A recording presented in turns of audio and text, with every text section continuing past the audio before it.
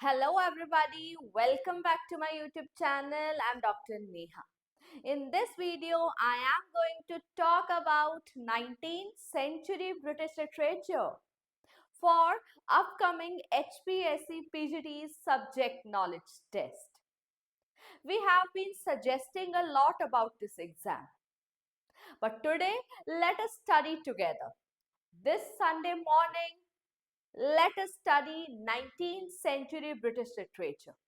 And if you view this video up till end, I tell you all your doubts regarding 19th century, regarding this term 19th century British literature will be very clear. So come with me and study 19th century British literature. But before I start, I would like to wish all the very best to the students who are going to sit in tomorrow's NTA NET exam. I wish you all the very best. You have studied well.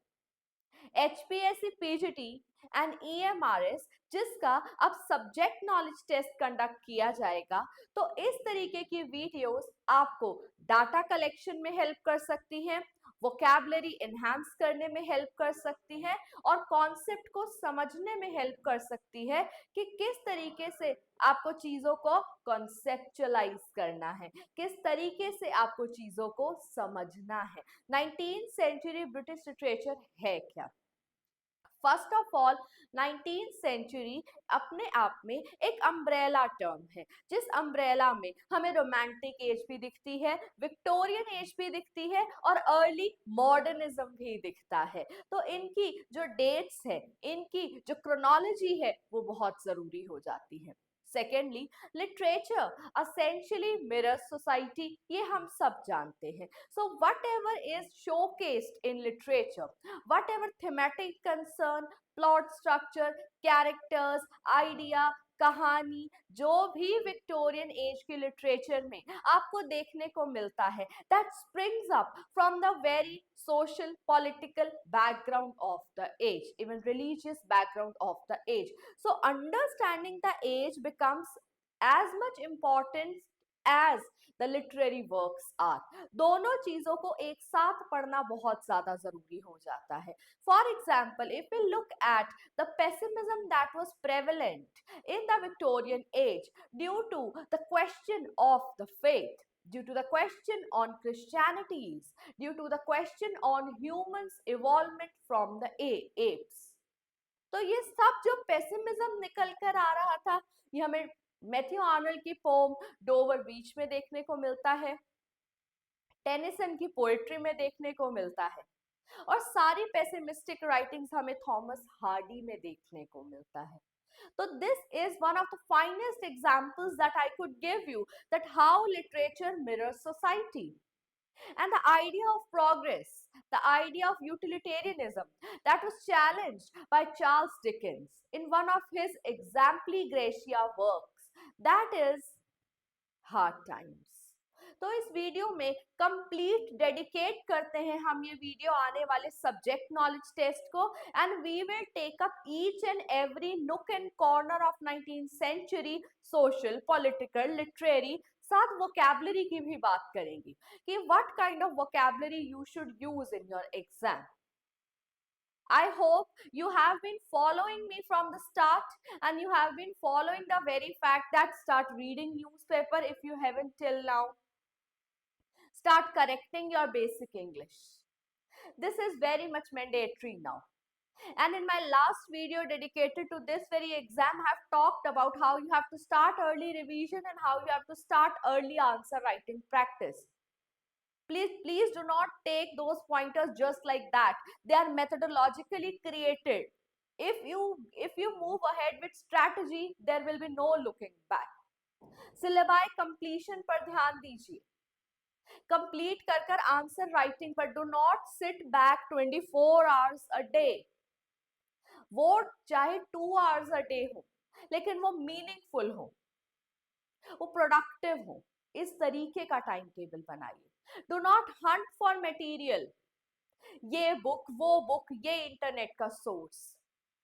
rather than focus on developing your understanding. Make this thing to work. ये चलना चाहिए और ये रुकना नहीं चाहिए. Table chair पर बैठकर आपको वर्क करना है. How many times I have been saying this thing, and this is for your benefit only. So without much ado, let us start our revision of 19th century British literature. ये one on one class की तरह class चल रही है. This is not live recorded lecture, but I tell you, this is a class that I'm taking in front of this board. So you have to be very, very attentive. Sorry. 19th century British literature complete, ये जो हमारी term है इसे मैं 3 sections में divide करती हूँ. First is the romantic as that starts from the year 1798 and goes up till 1837. Then we have Victorian age. Victorian age that starts from the year 1837 and goes up till 1901. Then we have early modernism. Yeah, early modern age that starts from 1901 onwards. Because 20th century हमारे syllabus में अलग से दी गई है, तो उसे हम नेक्स्ट वीडियो में टेक अप करेंगे. Today our matter of concern is 19th century. Is that okay? Now, first of all, let us start with our romantic age. The very first subheading जो start होती है 1798 से goes up till 1837. अब यहाँ के ये जो years हैं, इन years का social political मिलू क्या है? Social political मिलू या background, vocabulary, मिलू, background. सोशल पॉलिटिकल बैकग्राउंड में हमारे पास है फ्रेंच रेवोल्यूशन,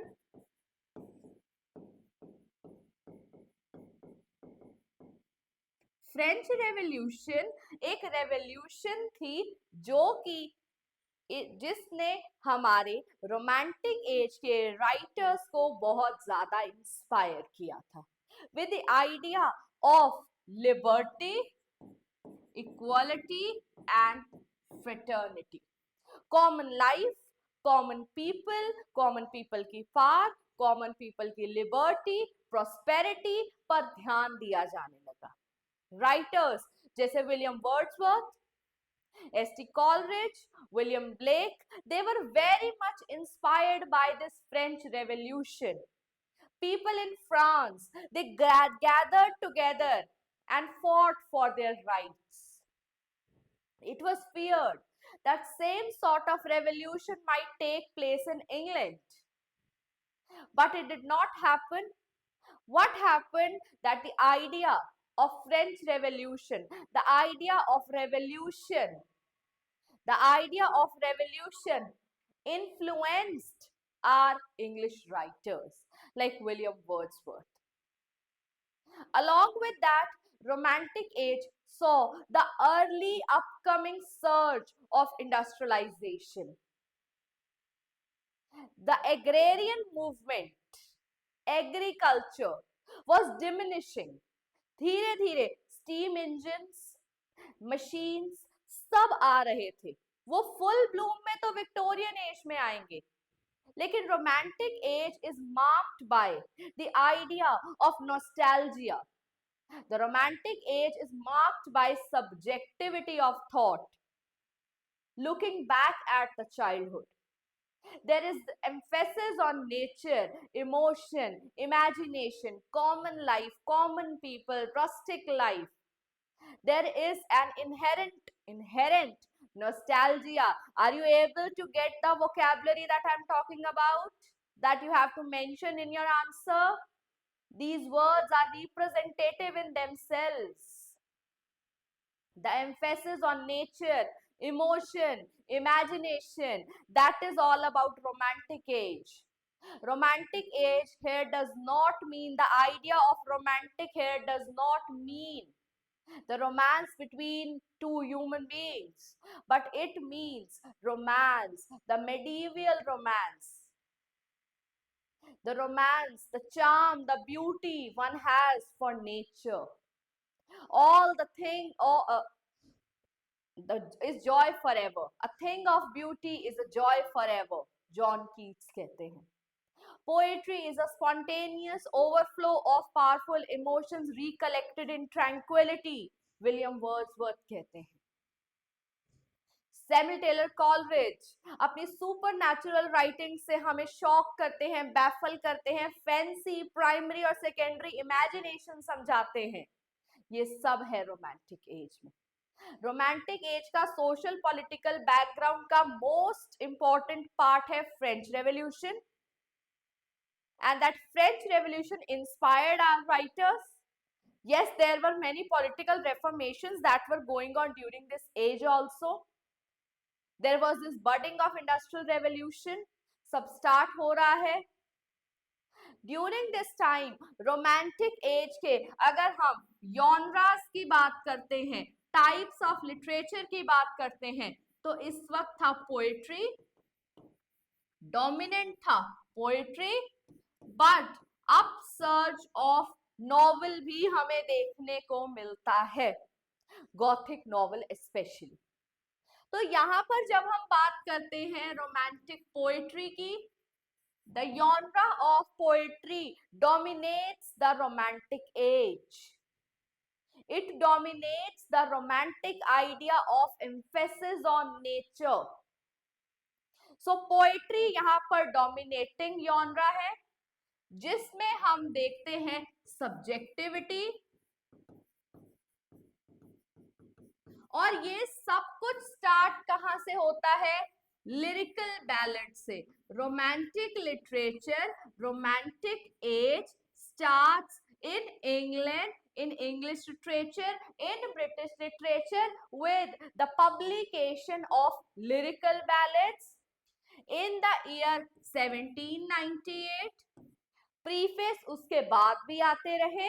लिरिकल बैलेट्स को आप इटैलिसाइज कर लिखना.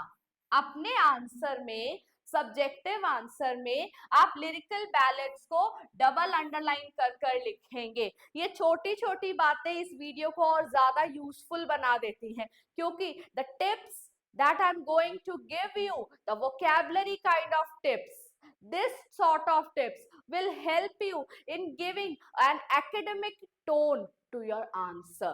जैसे कि मैं एक शीट और लूंगी और आप लोगों को बताना चाहूंगी. I hope the video is clear because this is going to be a little long video, so we cannot. देखिए, दो तरीके के वर्क्स होते हैं, पेरेंट वर्क. ये मेरी आइडियोलॉजी है, ये कोई फॉर्मल आइडियोलॉजी नहीं है, बट आपको फॉर्मेट समझा देगी ये आइडियोलॉजी. सेकंड होता है बेबी वर्क. अब हमारे पेरेंट वर्क जो होते हैं वो होते हैं novel works that run 50 plus pages पर. जो रन करता है वो पेरेंट वर्क होता है, जिसमें हमारे स्टैंड अलोन नॉवल आ जाते हैं, स्टैंड अलोन ड्रामा आ जाता है, स्टैंड अलोन एंथोलॉजी आ जाती है, जैसे कि लिरिकल बैलेड्स एंथोलॉजी आ जाती है. Lyrical ballads is one anthology in which the poetry of Wordsworth and Coleridge is published in collaboration. ये एंथोलॉजी आई है तो वो अपने आप में एक बुक बन जाती है. तो parent work is the main work that runs 50 plus pages. तो जहां भी आपके आंसर में एक पेरेंट वर्क को आप मेंशन करेंगे, MLA style of thesis writing के अकॉर्डिंगली आपको नॉवल के नेम को, ड्रामा के नेम के, एंथोलॉजी के नेम को इटैलिसाइज करना होता है. बट इटैलिसाइज माइक्रोसॉफ्ट वर्ड का इटैलिसाइज, क्योंकि right now you will not be typing your answer, तो आपको क्या करना है, आपको नॉवल के नेम को डबल अंडरलाइन करना है, ड्रामा के नेम को डबल अंडरलाइन करना है, एंथोलॉजी के नेम को डबल अंडरलाइन करना है. Is it okay? Now the baby work. एक sonnet, poem, essay, Francis Bacon के एसे, मैथ्यू आर्नल्ड का essay, the function of criticism at present time, the study of poetry, poem, Shakespeare का sonnet, shall I compare thee to a summer's day, a work that runs to approximately 2 to 3 pages is a baby work, and you have to put that work in inverted commas. Shall I compare the to a summers day? अब ये सब बातें मैं आपकी 19th century को रोक करके क्यों बता रही हूं? क्योंकि ये बातें हर कोई आपको नहीं बताएगा. This is the MLA style. You have to take care of all these things to make your answer very academic, professional. आप एक लेक्चरर की पोस्ट के लिए, पीजीटी लेक्चरर की पोस्ट के लिए बैठ रहे हैं, तो ये गलती आपको नहीं करनी है. एंड अगर इसको गलती ना भी माने तो ये आपकी नॉलेज को, आपकी लैंग्वेज को, आपकी वे ऑफ राइटिंग को इम्प्रोवाइज करेगा. that the candidate is putting it in inverted commas and he or she is double underlining it because of the fact that it's a big work. Titles को, जहां भी आप इन Charles Dickens hard times, आपने लिखा hard times, hard times is the name of a novel by Charles Dickens, आप वहीं के वहीं उसे डबल अंडरलाइन कर दीजिएगा, क्योंकि आप फॉर्मलाइज वे ऑफ राइटिंग कर रहे हैं. I hope that is clear now. These are little things that matter the most. तो हर तरीके से हम कोशिश कर रहे हैं कि आपको परफेक्ट कर सके अपनी आंसर राइटिंग के लिए. Poetry, the poetry of romantic age और romantic age in general starts with the publication of lyrical ballads की publication से जो है वो start होता है. lyrical ballads की publication से start होता है और lyrical ballads जो है वो publish हुआ था in the year 1798. Double underline कर दिया. जिसका प्रीफेस जो है वो विलियम वर्ड्सवर्थ ने दिया था और by and by preface change होते रहे थे. अब ये एक विलियम वर्ड्सवर्थ एंड कॉलरिज का जॉइंट पब्लिकेशन है, जिसमें कॉलरिज ने नंबर ऑफ पोम्स दिए हैं 4. राइम ऑफ एंशिएंट मैरिनर भी इसमें ही पब्लिश किया गया था. लेकिन अब यहां पर रोमांटिक एज की पोएट्री थी subjective. It was marked by individual interest. देख सकते हैं, it was marked by rustic interest, क्योंकि रस्टिक इंटरेस्ट थे सोसाइटी में. तो common life, common man, common language, and romantic age is taken to be an age that challenges the rationality of the previous age. इससे पहले वाली as की rationality को challenge करता है. एज ऑफ एनलाइटनमेंट को, एज ऑफ प्रोज को, जहां पर प्रोज कितना डोमिनेंट था, उस सब को ये चैलेंज करता है. There used to be a code of conduct, और उस code of conduct, code of language को चैलेंज कर रोमांटिक एज इंडिविजुअल सब्जेक्टिविटी पर फोकस करती है. तो ये हमारी रोमांटिक एज है. रोमांटिक एज में हमारे आ जाते हैं first generation romantics, first generation romantics and second generation romantics. There is undeniably emphasis on nature Emphasis on imagination, emotion, one's own imagination. Haven't you seen William Wordsworth swaying and moving with the Song of the Solitary Reaper? Haven't you seen him swaying and moving once again with the daffodils? He has seen daffodils. He has listened to the music of Solitary Reaper. He has moved ahead. But individually, that song is in his mind. It is with him. So that's the beauty of poetry. Poetry is the spontaneous, when your emotions overflow, when your emotions come to the brim and you recollect them, there is such an impact on your mind of the basic scene, basic language that you see, that you recollect them when you are at peace. You give power to poetry. You give power to nature. You want to move with nature. You want to look at the skylark. You know the power of the west wind. That at once is a reformer. So such should be your ideology as you write it. क्योंकि assistant professor का exam उठा करके देखते हैं तो आपको मिलता है क्लब कर कर क्वेश्चंस मिलते हैं. तो मैंने यहाँ पर शेली भी मेंशन किया, कीट्स भी मेंशन किया और उसके साथ मैंने वर्ड्सवर्थ भी मेंशन किया है. तो ये सब क्या है कि when you have this clear idea about your age, you know their prime ideology, prime quotations, and I'm clubbing them. That makes the answer more professional, more critical in the actual use of the word. First generation romantics आ जाते हैं हमारे पास Wordsworth. Second है हमारे पास ST. Coleridge.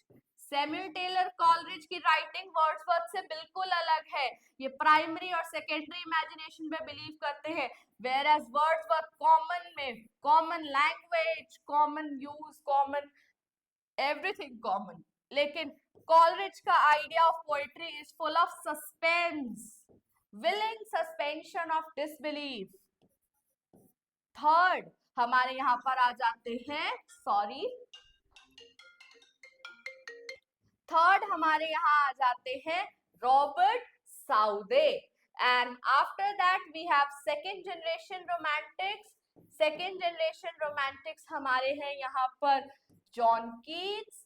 John Keats का idea of negative capability, John Keats का idea of odes, John Keats का idea of Endymion. Endymion, all a thing of beauty is a joy forever. John Keats की odes art और immortality को एक साथ लेकर चलती है. Ode on a Grecian earn, very important. Then we have Percy Bysshe Shelley. Shelley का ode to west wind बहुत जरूरी हो जाता है. और बायरन का बायरोनिक हीरो डॉन जुआन बहुत इंपॉर्टेंट हो जाता है. तो हमारे फर्स्ट जनरेशन रोमांटिक्स में से आप कहोगे नेहा मैम पढ़े कितना. अब आपको पढ़ना क्या है, क्योंकि वर्ड्सवर्थ, कॉलरिज, शेले एंड कीट्स आपके सिलेबस में कंप्लीटली मेंशन किए गए हैं. तो इनकी स्टडी करना आपको बहुत ज्यादा जरूरी हो जाता है, क्योंकि रोमांटिक एज में पोएट्री का जॉनरा देखें तो इसके अलावा कुछ भी आपको नहीं मिलेगा. तो मेरी बात मानिए, विलियम वर्ड्सवर्थ जरूर पढ़कर जाइएगा, कॉलरिज जरूर पढ़कर जाइएगा और कीट्स एंड शेले. अब कितना पढ़े, क्योंकि वर्ड्सवर्थ का अगर आप टिंटन एबे उठाते हैं, रिक्लूस उठाते हैं, प्रिल्यूड उठाते हैं, एक्सकर्शन उठाते हैं, तो बहुत जरूरी हो जाता है. तो वर्ड्सवर्थ की जो रोमांटिक आइडियोलॉजी है, इन सब की जो रोमांटिक आइडियोलॉजी है, उन पर एक कोलैबोरेटिव क्वेश्चन जरूर बना लीजिएगा. विलियम वर्ड्सवर्थ का आइडिया ऑफ पोएट्री क्या है, कॉमन लाइफ, किस चीज पर वो फोकस करते हैं. आइडिया ऑफ पोएट्री क्या है, recollected in tranquillity, poetry is a spontaneous. ये कोटेशन एक रिप्रेजेंटेटिव कोटेशन बन जाता है हमारी रोमांटिक एज का. Poetry is a spontaneous overflow of powerful emotions recollected in tranquillity. तो ये बहुत जरूरी हो जाता है. कीट्स का आइडिया ऑफ नेगेटिव कैपेबिलिटी बहुत इंपॉर्टेंट है कि आप अनसर्टेनिटीज में, the ability to stay in uncertainties, the ability to accept uncertainties. Keats की ओड्स जरूर करके जाइएगा, ode to nightingale and ode to Grecian urn sufficient है, इन 2 ओड्स को आप जरूर पढ़ लीजिएगा। विलियम वर्ड्स का अगर हम पीवाईक्यू प्रैक्टिस देखते हैं, अपने यूपीपीएससी, एचपीएससी, यूपीएससी उठा करके देखते हैं, तो वर्ड्सवर्थ का जो नेचर को लेकर के आइडिया है वो बहुत इंपॉर्टेंट है। मैं लिख देती हूं, नोट कर लीजिएगा। वन शॉर्ट क्लास है, कंप्लीट हम डिस्कशन कर रहे हैं। वर्ड्सवर्थ का आइडिया ऑफ नेचर बहुत इंपॉर्टेंट है। He is a poet of nature, he is a poet of natural imagery। यहाँ पर डैफोडिल्स का एग्जाम्पल आप दे सकते हो, सॉलिटरी रीपर्स का, ओड ऑन जो उनकी इमॉर्टैलिटी ऑड है, उसे एक बार गो थ्रू जरूर कर लीजिएगा क्योंकि वो पीवाईक्यू के हिसाब से इंपॉर्टेंट हो जाती है। इन 2 थिंग्स को आप प्रिपेयर कर लीजिए। Please don't go into such deep study कि आप उनका प्रिल्यूड उठा रहे हैं पढ़ने के लिए। नेक्स्ट, ये भी अच्छी डिस्कशन हो गई। Now let us talk about Victorian age. So I hope you are liking this series of the lectures that we are providing on 19th century English literature, Victorian age की बात हम अपनी next video में करेंगे। So till the time we meet next, keep studying well, and if you want to have notes or mock question papers, you can message us, WhatsApp us on the number given in the description box. Thank you.